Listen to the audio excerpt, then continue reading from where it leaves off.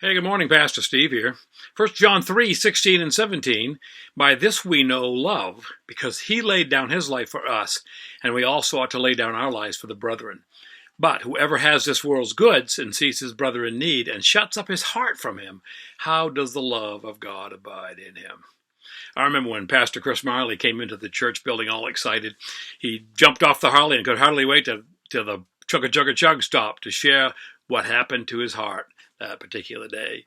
He'd been riding down Main Street in Bangor on his bike and kind of catching some wind, and there on the sidewalk was someone who just touched his heart. He was standing there looking really forlorn. He said, "My heart went out to this man."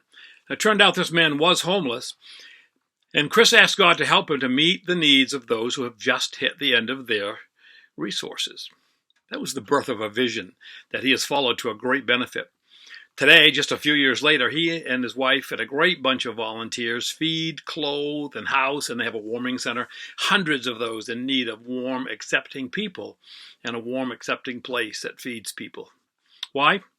Now, I'm telling tales on him, aren't I? And I haven't asked, but you need to know a real-life illustration because he has the love of God abiding in him. That's what it looks like to have the love of God. And when God guides, oh, my friends, he provides. Man, whenever I get to sit and talk, and he's pretty busy these days, he's all excited at how God has been providing what is needed to feed and clothe and house so many. Okay, maybe God hasn't put that burden on your heart. It is a special calling, for sure. But he has requested, that's the request of a sovereign, keep in mind, that each of us carry on the work of his hands. He fed, we feed.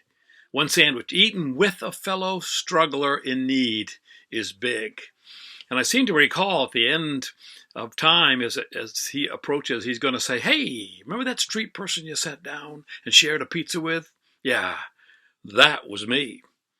You ponder that, Pastor Steve.